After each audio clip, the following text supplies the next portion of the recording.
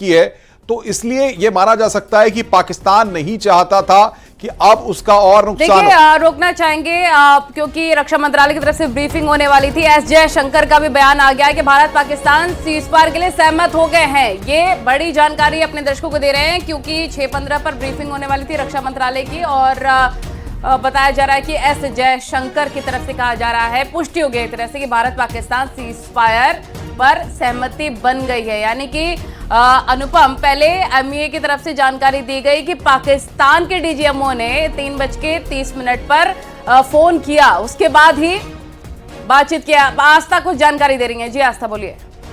शंकर ने इसको लेकर ट्वीट भी किया है और उन्होंने एक खास बात लिखी है। मैं वो जो अंडरलाइन बात है वो बता देती हूँ, और ये वही है जो अनुपम बहुत देर से हम लोग चर्चा कर रहे हैं और हमारे गेस्ट भी इस बात को कह रहे थे। एस जयशंकर ने लिखा है, India has consistently maintain a firm and up promising stance against terrorism and its all forms and manifestations and it will continue to do सो।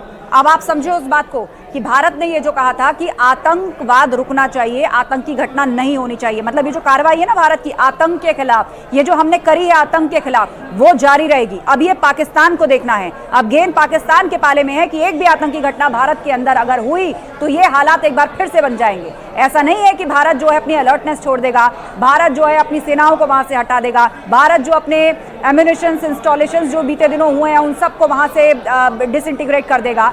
वो सब वैसे ही रहने वाला है, हमारी अलर्टनेस वैसे ही रहने वाली है। बात अनूप जी के पास एक बार चल रहा है। बड़ी खबर है से अजीत डोभाल पहुंचे हैं पीएम से मिलने। बड़ी खबर इस वक्त आ रही है, अनूप बातचीत करने के लिए हमारे साथ बने हुए हैं। अनूप, एनएसए अजीत डोभाल प्रधानमंत्री से मिलने पहुंचे हैं, प्रधानमंत्री को सब ब्रीफ किया जा रहा होगा। बिल्कुल, देखिए, एनएसए अजीत डोभाल 7LKM पहुंचे हैं। प्रधानमंत्री नरेंद्र मोदी को पूरी जानकारी देंगे क्योंकि अगर पिछले 5 घंटों में देखें तो स्थितियां बहुत बदली है, और जाहिर सी बात है कि भारत भी कभी भी वॉर के तरफ जाना नहीं चाहता था, और लगातार भारत की तरफ से ये कहा जा रहा था कि उनकी लड़ाई टेररिज्म के खिलाफ है, टेररिस्ट एक्टिविटी के खिलाफ है।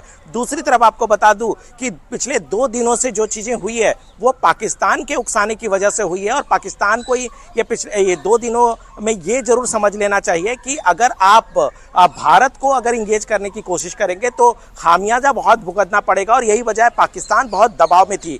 कल से हमने देखा कि न केवल वहाँ के लोकल लोग जो हैं वो सरकार के खिलाफ खड़े थे, आर्मी के खिलाफ खड़े हो गए थे। दूसरी तरफ जिस तरह से बलूचिस्तान का एरिया है, बलूचिस्तान में भी कहीं ना कहीं जो उनकी मांगे हैं वो ऊपर उठ रही थी। तो पाकिस्तान चौतरफा घिरा हुआ नजर आ रहा था। एक तरफ जहां भारत जो जवाबी कार्रवाई कर रहा था उससे बहुत ज्यादा नुकसान हो रहा था, दूसरी बात अपने आंतरिक गृह क्षेत्र में बहुत ज्यादा परेशान, दबाव महसूस कर रहा था। इसके अलावा दुनिया के तमाम देश पाकिस्तान पर दबाव बना रहे थे कि इस तरह से चीजें नहीं आगे बढ़ सकती है, क्योंकि भारत जो है वो सिर्फ टेररिस्ट एक्ट के लिए वो आगे बढ़ा था। तो जाहिर सी बात है कि ये समझौता पाकिस्तान को करना ही था, पाकिस्तान के पास इसके अलावा कोई विकल्प नहीं था। लेकिन दूसरी तरफ आपको बता दूं कि भारत लगातार इस बात को साफ कर रहा है कि टेररिज्म को किसी भी तरीके से बर्दाश्त नहीं किया जा सकता है, और भारत की लड़ाई टेररिस्ट और टेररिज्म के खिलाफ है। और दूसरी तरफ आज भारत सरकार ने साफ कर दिया कि अब के बाद जो भी टेररिज्म का कोई भी कार्रवाई होगी, टेररिस्ट अटैक होंगे, उसको एक्ट ऑफ वॉर माना जाएगा, यानी कि युद्ध जैसा हालात माना जाएगा, यानी कि वो भी एक तरह से चेतावनी। बहुत महत्वपूर्ण बात जानकारी आप दे रहे हैं। आस्था कौशिक के पास एक बार फिर चलते हैं।